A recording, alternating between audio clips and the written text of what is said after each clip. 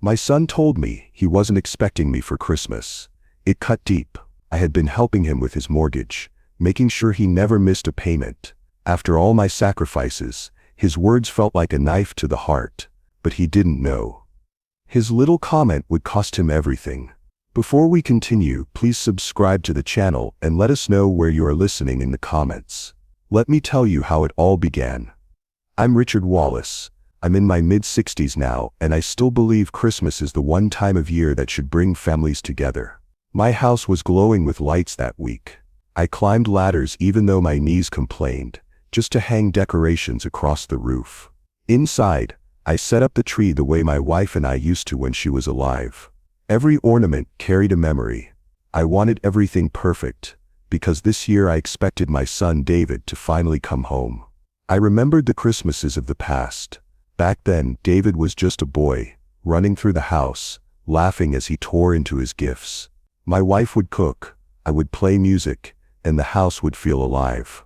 Those were the best days of my life, but since she passed, things haven't been the same. The joy faded. Still, I thought maybe this Christmas would be different. So I picked up the phone and called David. His voice sounded distant, like I'd interrupted something important.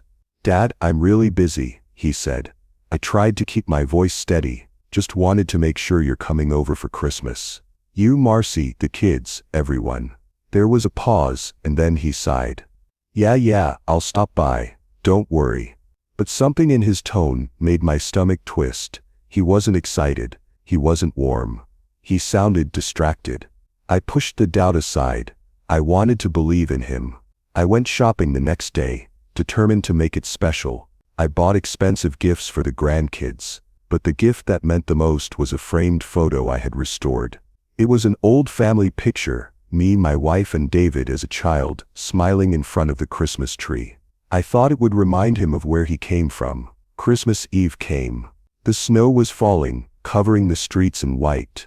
I loaded the gifts into my car, carefully placing the framed photo on top. My heart was full of hope.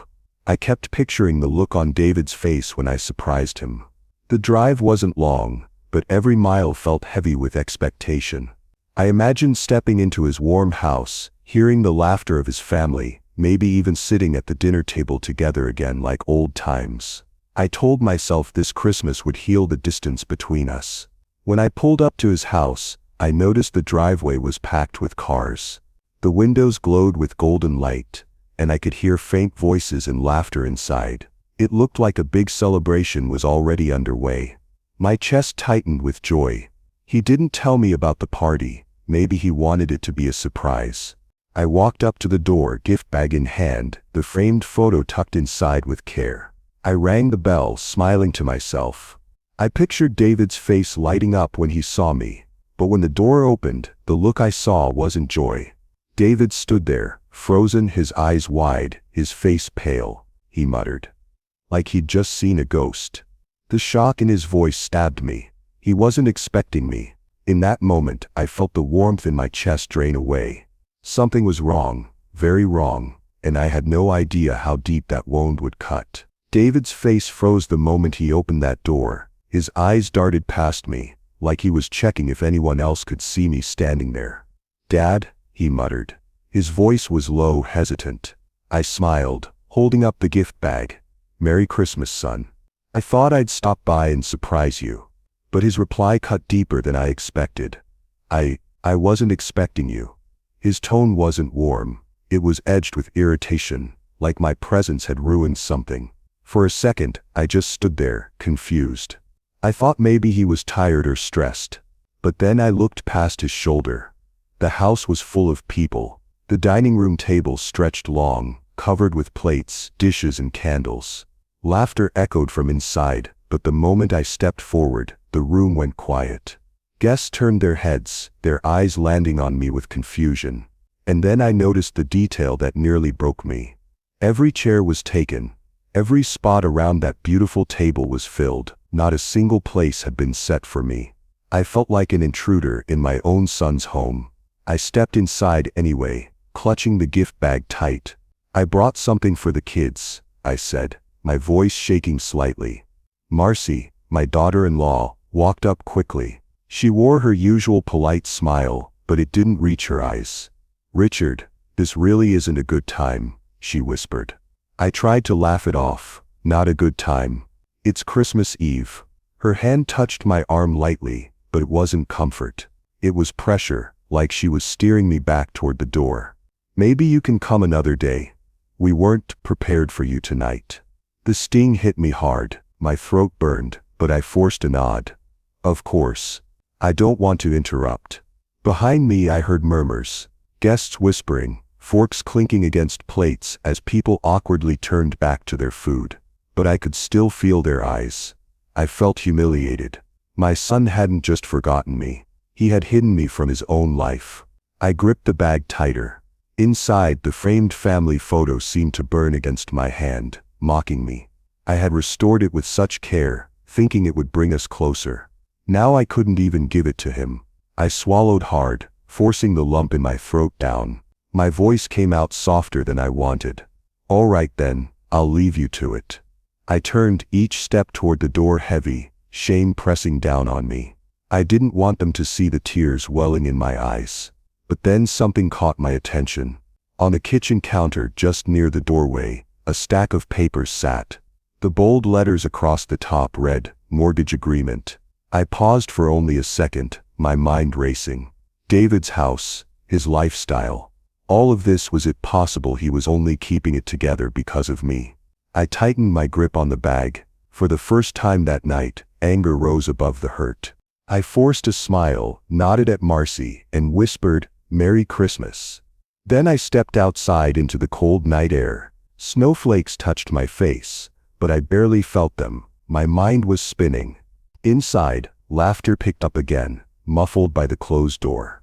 I stood there in the dark, humiliated, unwanted, and yet suddenly aware of just how much power I still held.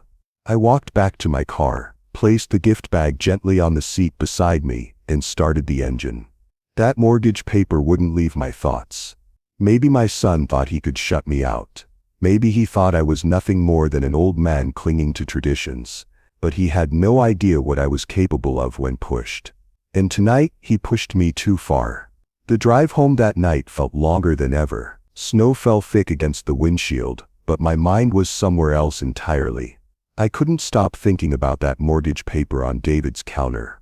5 years ago, I had co-signed that very loan. He and Marcy had been desperate then. The bank wouldn't approve them on their own. David had called me, his voice shaking. "Dad, I just need your help this one time. Please, I promise I'll make every payment."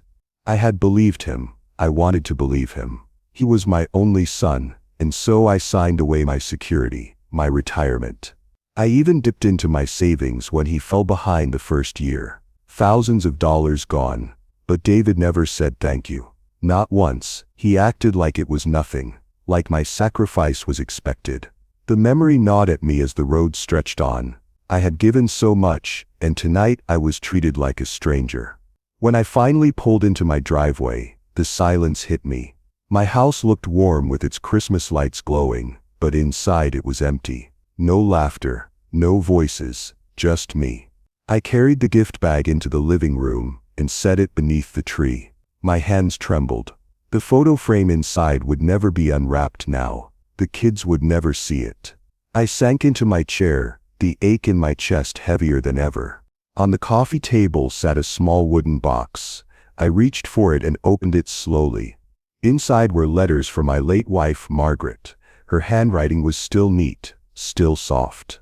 I pulled out the one she had written the Christmas before she passed. I unfolded it carefully, my fingers shaking. "Richard, be patient with David. He's stubborn, but he has a good heart. Don't give up on him." I could almost hear her voice saying the words. She had always been the bridge between me and David. She believed in him even when I couldn't. But tonight patience felt impossible. Tonight forgiveness felt like weakness. I leaned back, staring at the ceiling, letting her words echo in my mind. Then my phone buzzed. I glanced down and froze. It was a message in the family group chat. A photo filled the screen. David, Marcy, the kids, and all their guests. Sitting at the Christmas table, smiling wide, plates of food spread out in front of them. Glasses raised in cheer. but one thing was missing. Me. There was no sign that I even existed. I stared at that photo until my vision blurred. My chest tightened, not just with sadness, but with rage. I had been erased from my own family. I placed the phone down slowly. The silence of my house wrapped around me again. All the sacrifices I had made. All the nights I had worried about their bills, their debts. All the times I had given, while getting nothing in return. And now this. I closed Margaret's letter, placed it back in the box, and shut the lid tight. For the first time, I didn't hear her urging me to forgive. For the first time, I heard my own voice louder than hers. It said, "Enough." I sat there in the dim glow of the Christmas tree, my mind racing. My son thought he had power. My son thought he could humiliate me, replace me, and live without me. But he had forgotten one thing. The mortgage. Without me, that house, that dinner, that picture-perfect life, it would all collapse. And maybe, just maybe, it was time for David to learn what it meant to take someone for granted. I couldn't sit still that night. The silence in my living room felt heavier than ever. I kept pacing, back and forth, my footsteps echoing against the floorboards. Rage burned inside me, but beneath it was something worse, sorrow. I couldn't stop hearing his words. "I wasn't expecting you." Those 4 words kept circling in my head, stabbing deeper each time. My own son, my flesh and blood. Saying that like I was some unwanted stranger. I stopped by the bookshelf and pulled out a folder from the bottom drawer. Inside were all the papers I had kept, carefully organized, just in case. My fingers shook as I flipped through them until I found it. The mortgage documents. David's name. My name. Side by side on the contract. I sat down at the dining table and stared at the papers. For the first time in years, I saw them clearly. I wasn't just a co-signer, I was leverage. I held the key to his future, to his home, to everything he thought was secure. The realization cut through the fog in my head like a blade. He had tried to erase me, but he couldn't. Not yet. My chest tightened with a mix of anger and grief. I thought about the years after Margaret died. How I raised David alone, how I worked double shifts to make sure he had clothes, food, and even a little joy at Christmas. I remembered him as a boy, running through the yard with scraped knees, shouting, "Dad, watch me." He used to look at me like I was his whole world. And now I was an inconvenience, an embarrassment, someone to hide away when the guests arrived. My hands curled into fists, love and bitterness tangled inside me until I didn't know which one hurt more. I stood, went to the kitchen, and poured myself a drink. The amber liquid swirled in the glass, catching the glow from the Christmas lights. I lifted it to my lips but paused. My reflection stared back at me from the dark window. A tired man, a forgotten father. I whispered under my breath, the words sharp and cold. If I don't matter to him, maybe my support shouldn't either. The sound of my own voice startled me. I never spoke like that. But tonight, the thought felt right. Just as I set the glass down, my phone buzzed on the counter. I grabbed it quickly, a small flicker of hope in my chest. Maybe David had come to his senses. Maybe he was calling to apologize. But it wasn't a call, it was a voicemail. I pressed play, and his voice filled the room. Cold, detached. "Dad, you can't just show up uninvited. Marcy and I need boundaries. I know you mean well, but we're building our own life now. Please respect that." The message ended with a click. Boundaries. That word sliced through me like a knife. I stood frozen, the phone still in my hand, my ears ringing with his voice. Boundaries? After everything I had given, after all the sacrifices? I placed the phone down carefully, almost afraid of what I might do if I threw it. My whole body shook with fury. I looked back at the mortgage papers on the table.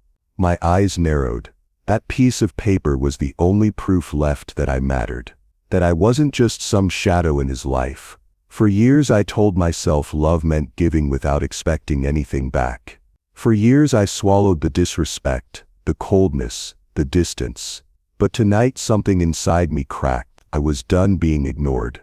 I was done being the silent supporter in the background. And for the first time, I thought about what would happen if I stopped protecting David. What would happen if I pulled my name, my money, my sacrifice away? The thought sent a strange chill through me. Not guilt, not fear, something else, something sharper. Revenge. I sat at the table staring at the mortgage papers, David's voicemail still ringing in my ears. I played it once. Then again, each time his cold tone cut a little deeper. Boundaries. Building our own life. Respect that. It didn't even sound like my son anymore. He wasn't asking, he was pushing me away. I leaned back in my chair, rubbing my eyes. Maybe I was overreacting. Maybe he just didn't think before speaking. But no matter how I tried to spin it, the truth was there. He didn't want me around. Hours passed. The house was silent except for the ticking clock. Then my phone rang. I almost didn't answer, thinking it might be David again, but when I saw the name, my heart eased. It was Claire, my neighbor. She and her husband had been at David's dinner that night.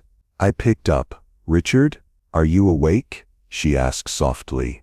"Yes," I said, my voice rough. "Couldn't sleep." There was a pause, and then she spoke carefully. "I don't know if I should tell you this, but I think you deserve to know." My chest tightened. "Tell me what?" She sighed. At the dinner, I overheard Marcy. She was in the kitchen, talking to one of her friends. She said, "You're just a wallet for David, that you've served your purpose, and it's better if you're not around too much." The words hit me like a brick to the chest. My throat went dry. "A wallet?" I whispered. "Yes," she said.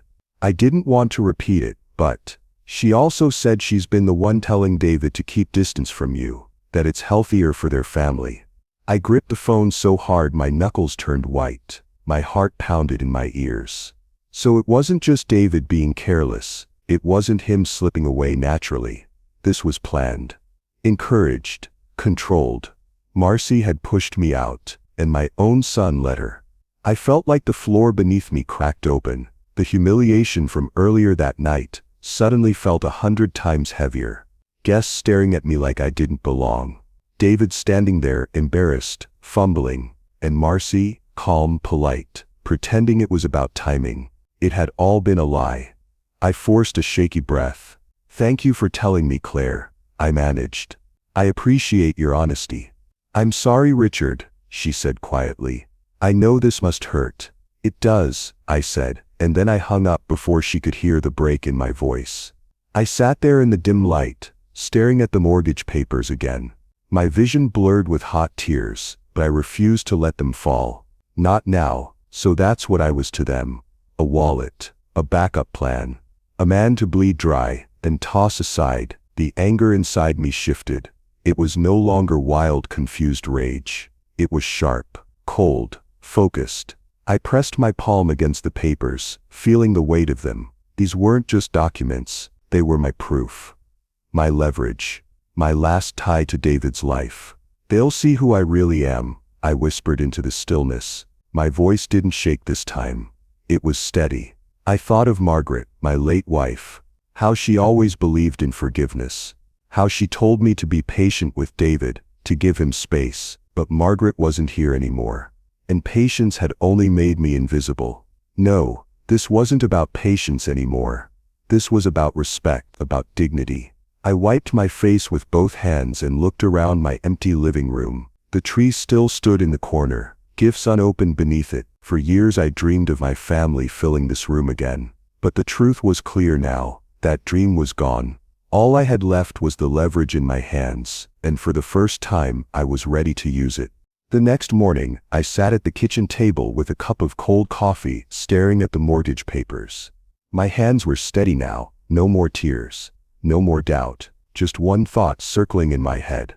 I still hold the key to his future, but I needed to be sure. I needed to know exactly what my options were. So I picked up the phone and called Paul. He wasn't just my lawyer, he'd been my friend since college. Someone I could trust. "Paul," I said, my voice low, "I need to talk. It's about David's mortgage." He paused for a moment. "Come by the office this afternoon. We'll go over everything." When I arrived, Paul greeted me with a firm handshake. He looked at me with concern. "You don't usually come here looking like this, Richard. What's going on?" I sat across from him, pulled out the folder, and laid it flat on his desk. I'm thinking about pulling out. I've supported David for 5 years, co-signed, covered his missed payments, and now I'm nothing to him. Less than nothing. Just a wallet. Paul frowned. What happened? Doesn't matter, I said sharply. Just tell me what happens if I stop supporting him. He leaned back, sighing. If you withdraw your backing, the bank will reassess the loan. David doesn't have your credit. Without you, they'll likely call it in. He could lose the house. Bankruptcy is possible. His words should have shaken me. Instead, they lit something inside me. For the first time in days, I felt power. Paul studied me carefully. Richard, listen to me. This is serious. If you do this, David's family will be crushed. Are you prepared for that? I clenched my fists. Was he prepared when he shut me out on Christmas Eve? Was Marcy prepared when she told people I was just a wallet? They've already crushed me, Paul. He sighed again. Revenge is a dangerous road. Think twice. I nodded, but inside, my mind was already made up. That night, I lay awake in bed, staring at the ceiling. The memories played like an old film. Little David, running down the stairs on Christmas morning, shouting, "Dad." Santa came, his tiny arms wrapping around my neck, the sparkle in his eyes. And now, those same eyes looked past me like I was a stranger. I turned on my side, burying my face into the pillow, my heart twisted. A small voice inside me whispered, "Don't do it, you'll lose him forever." But another voice, louder, colder, answered, "You already lost him. They took him from you." I got up, walked into the living room, and poured myself a drink. The glass shook slightly in my hand. I thought of Margaret again, her gentle voice urging me to forgive, to be patient. But patience had brought me here, standing alone in an empty house, with gifts no one would ever open. Just then my phone buzzed on the table. I grabbed it, hoping maybe it was David. But it wasn't. It was from Marcy. "Please don't show up uninvited again." No greeting. No apology. No warmth. Just a cold order, like I was some unwanted guest. My grip tightened on the phone. My blood boiled. That one line erased every hesitation. This wasn't about forgiveness anymore. This was about respect. About teaching them both that I wasn't some old fool to be discarded. I set the phone down, staring at it like it was a loaded weapon. They thought I was weak. They thought I'd keep paying, keep supporting, while they pushed me further and further out. But they were wrong, because now the seeds of revenge were planted. And I wasn't going to stop them from growing. The next week I walked into the bank, with the mortgage folder tucked under my arm. My steps were slow, heavy, but determined. I wasn't here as a father anymore. I was here as a man protecting what little dignity I had left. The banker, a middle-aged woman with sharp glasses, greeted me politely. "Mr. Wallace, what can I help you with today?" I leaned forward on her desk. "I need to know about my liability as a co-signer on my son's mortgage. Specifically, if I decide to withdraw." She blinked, clearly surprised. "Withdraw? That's unusual. May I ask why?" I kept my face steady. "Financial strain. That's the reason." It wasn't a lie. It wasn't the whole truth either. She nodded, pulled up some documents on her computer, and started explaining. "If you can prove financial hardship, you can request removal as a co-signer. But understand, without your support, your son's mortgage will be reevaluated. His income alone may not meet the requirement.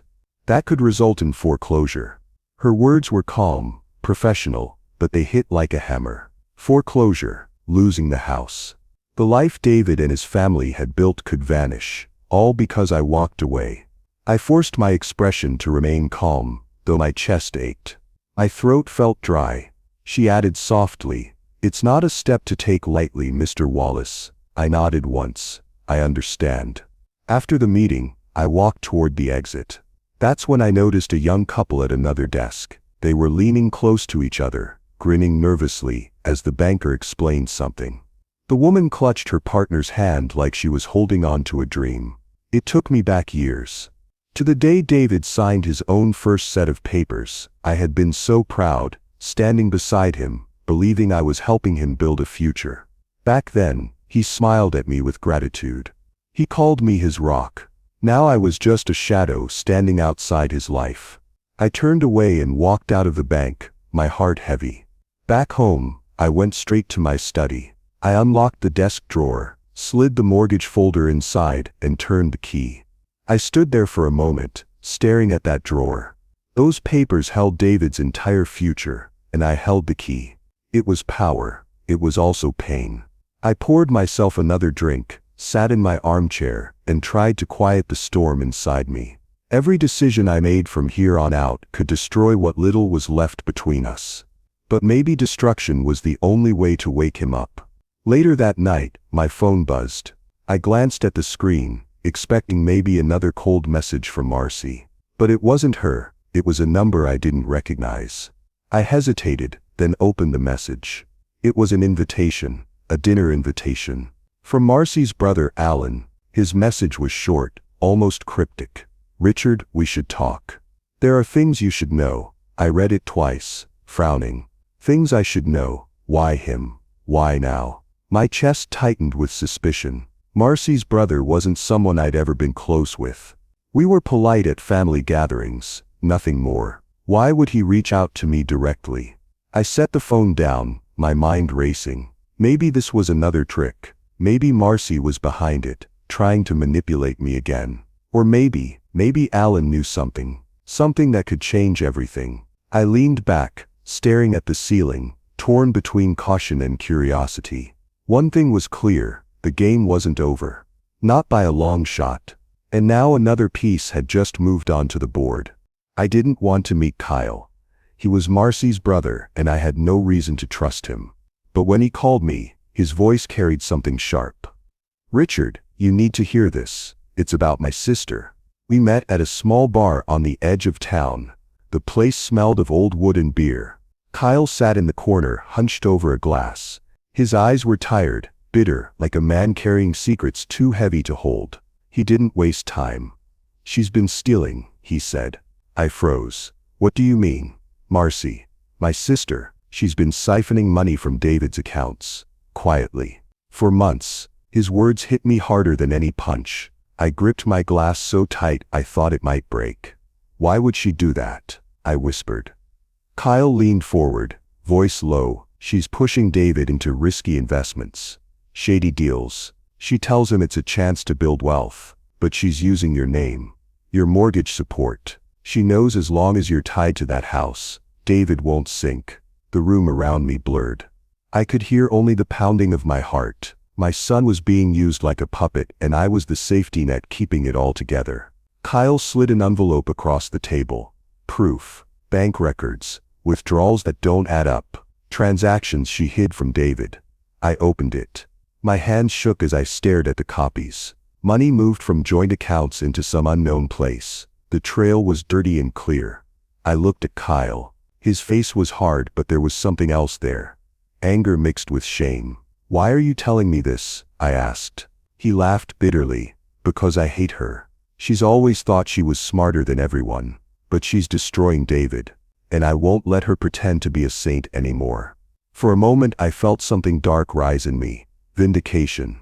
At last, proof that I wasn't just imagining Marcy's poison. But beneath that was sorrow. My son, blind, trusting the wrong person.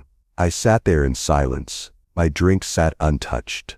My thoughts screamed inside me. Do I protect David? Do I rip the truth open? Or do I let him fall and learn the hard way?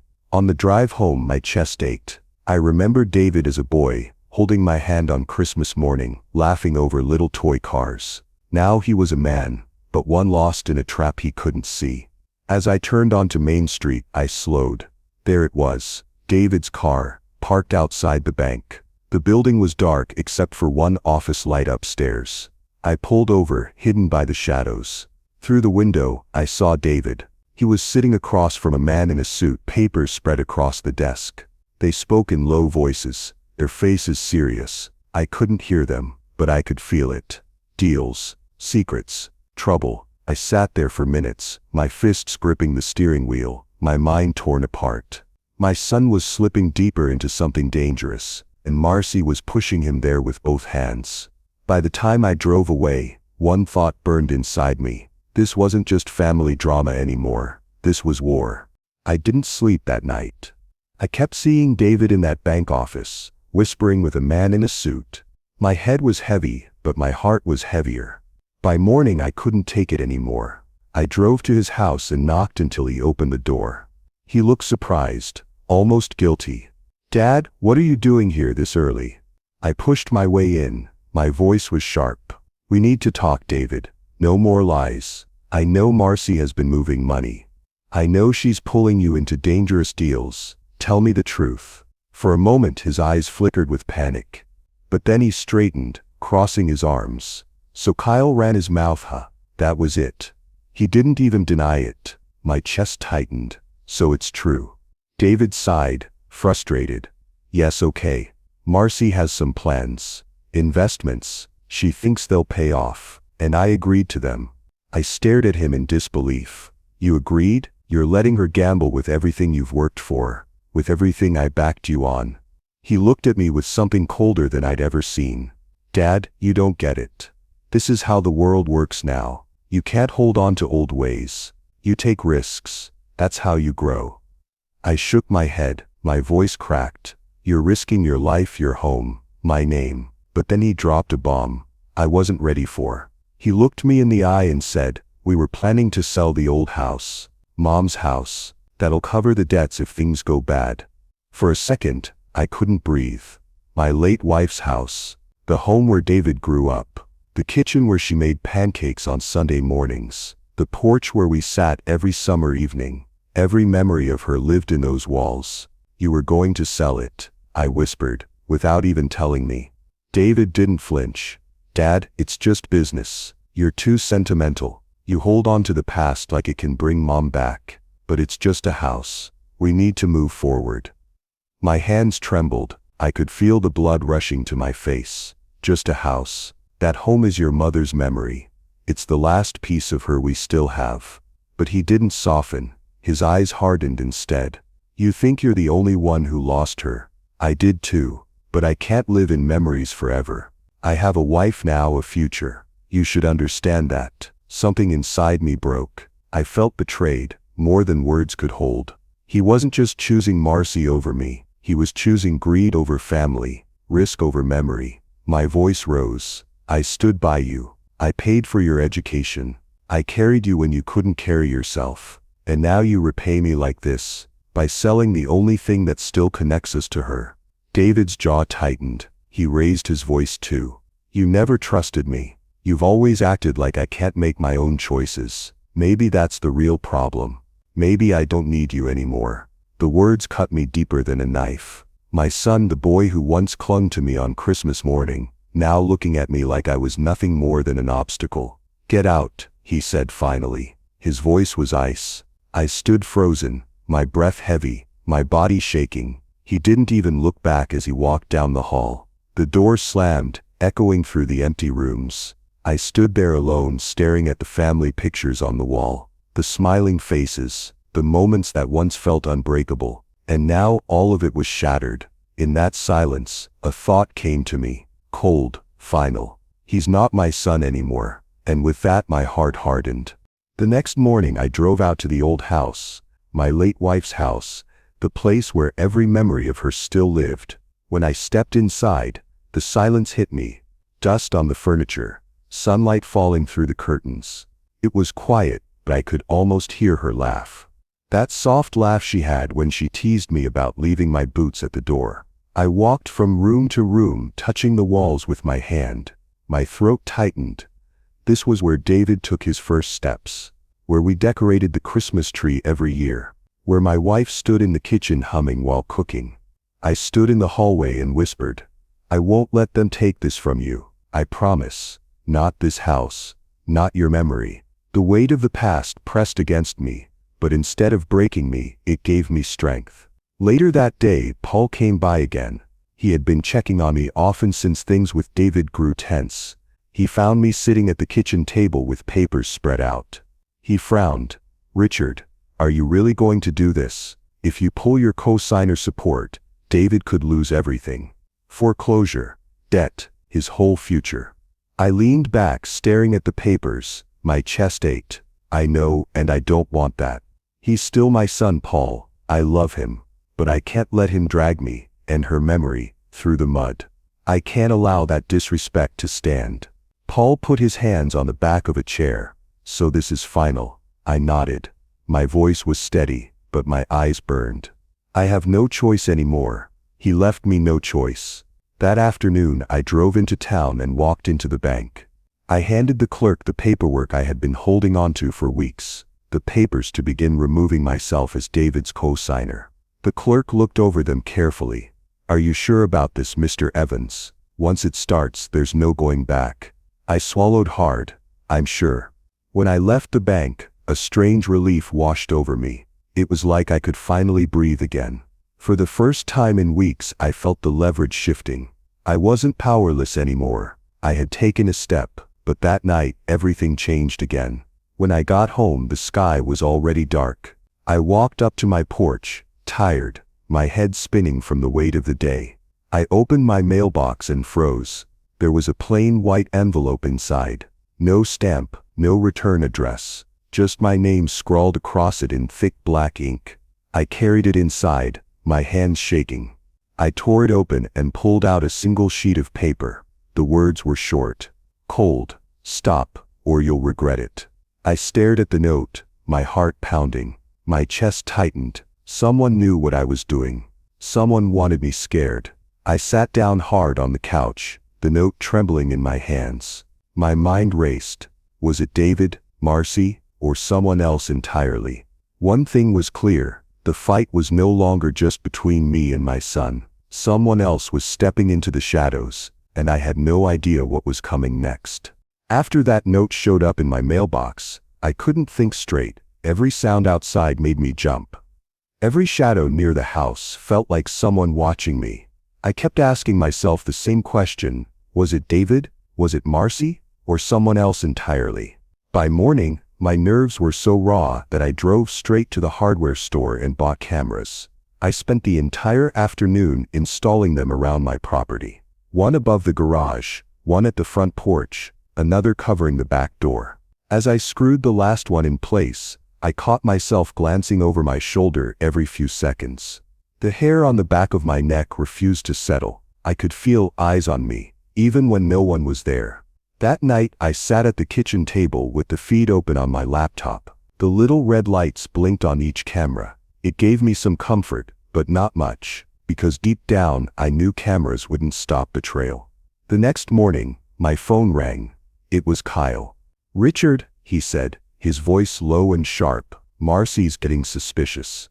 She thinks you're up to something with the mortgage. She's asking questions." My gut tightened. "What did you tell her?" "Nothing," he said quickly, "but she's not stupid. She'll dig until she finds something. You need to be careful." I gripped the phone harder. "Careful doesn't win battles, Kyle. Action does. I'm not letting her bleed." David dry while using my name to prop her up. He sighed heavily. "Just watch your back. She plays dirty when she feels cornered." After that call, my resolve hardened. I couldn't keep hesitating. So that same afternoon, I went back to the bank. I sat across from the same clerk as before, the stack of papers between us. "I'm here to finalize it," I told him. My voice didn't shake this time. "I want my withdrawal date locked in." The clerk adjusted his glasses. "Mr. Evans, once this is done, you and your son could be at odds legally. You understand that?" I nodded. "I understand." When I walked out of the bank, the air felt heavier, like a storm was coming. Paul called me as I got into my truck. His voice carried the same concern it always did. "Richard, please think this through. You're about to ignite a legal war with your own son. Once it starts, it won't stop until one of you is ruined." I leaned my head against the steering wheel, my chest tight. "Paul, I love my son, but he sold me out. He tried to take my house. He sided with her over his own blood. If I don't stand now, I'll lose everything I've got left, including my dignity." There was silence on the line.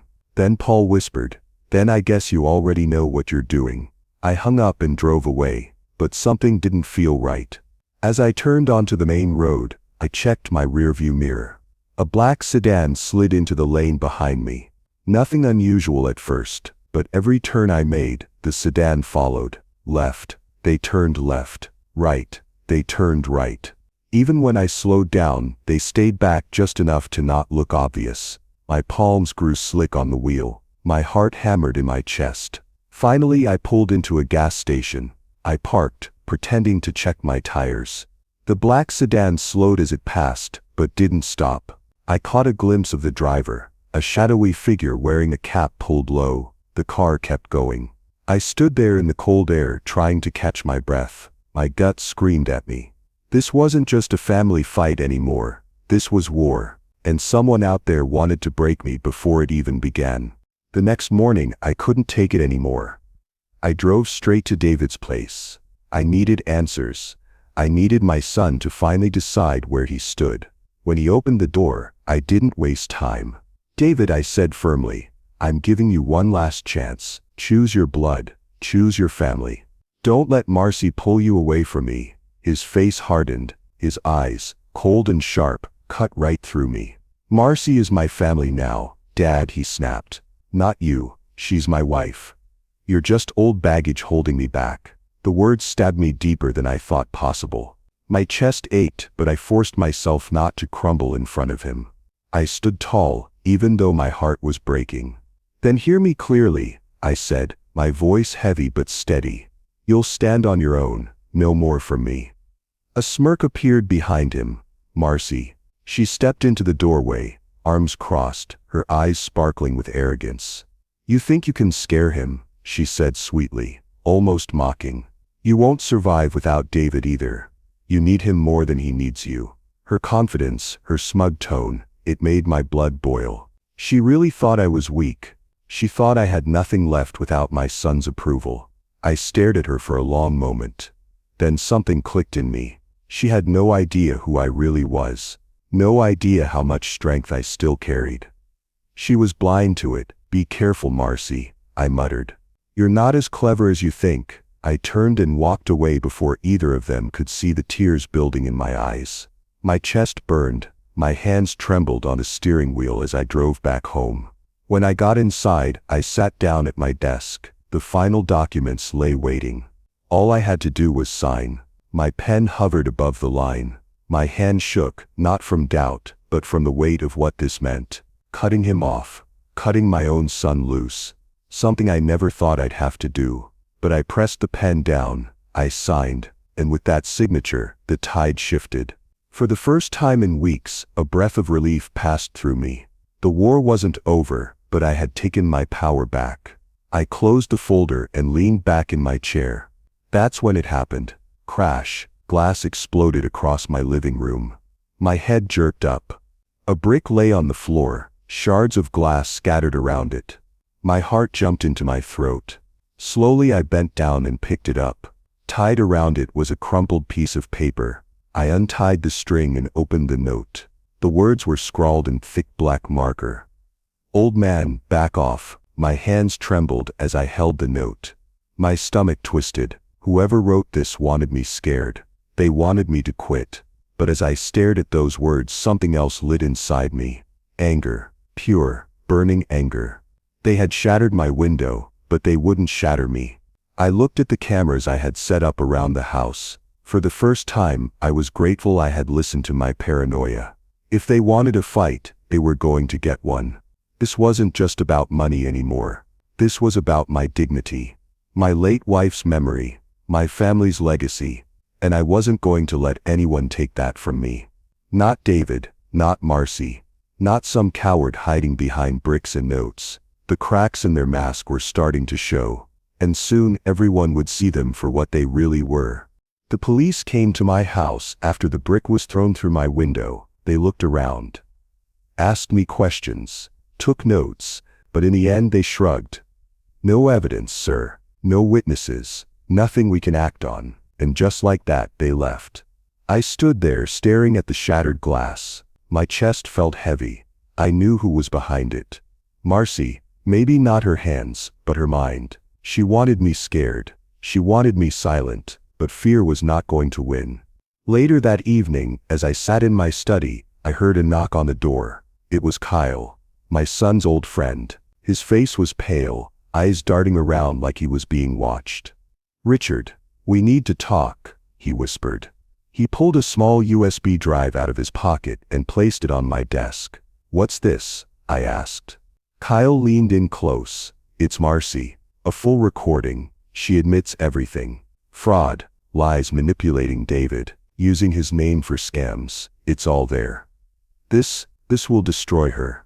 For a second, my breath stopped. I picked up the tiny drive, staring at it like it carried the weight of the world. "Are you sure?" I asked.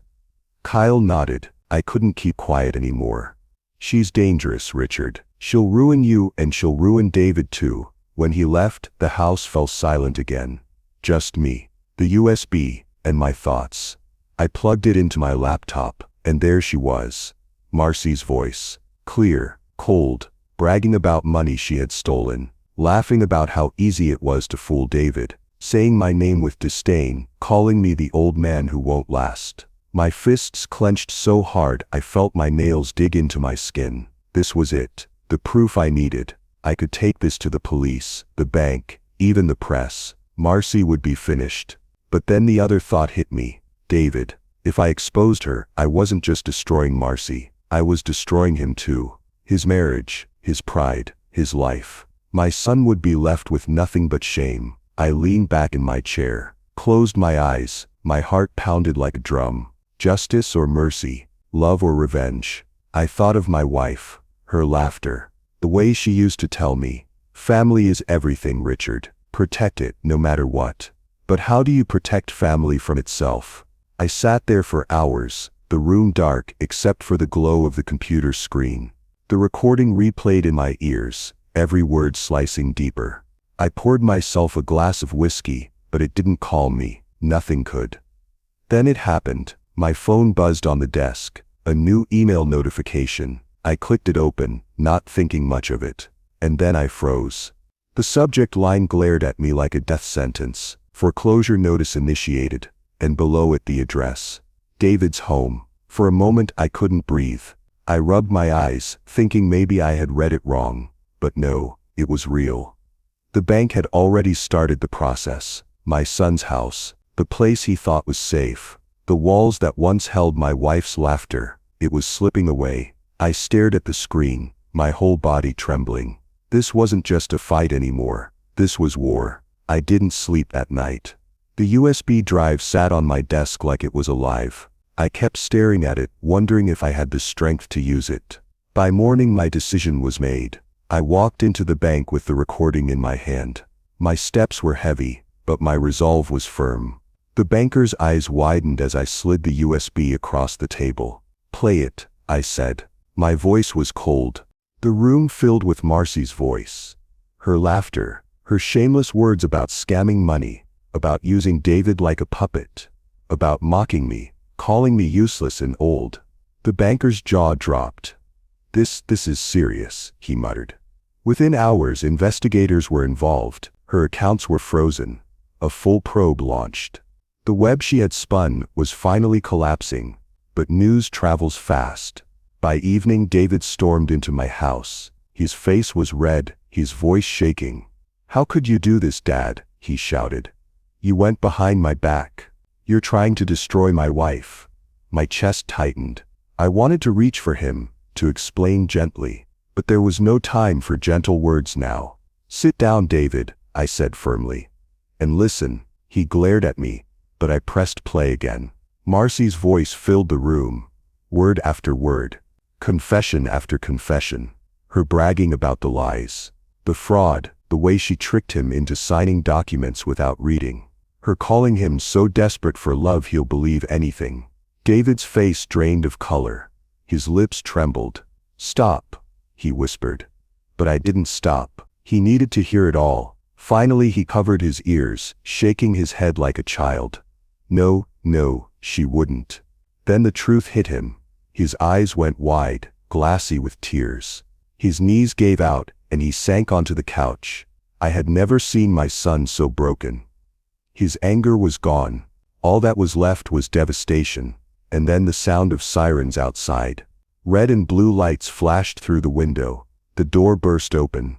Officers walked in, and right behind them, dragged in handcuffs, was Marcy. She looked wild, her hair a mess, her eyes burning with fury. She screamed at me. "You think you've won, you pathetic old man." Then she turned to David, spitting venom. "And you weak stupid fool, you believed every word I fed you. Without me you're nothing."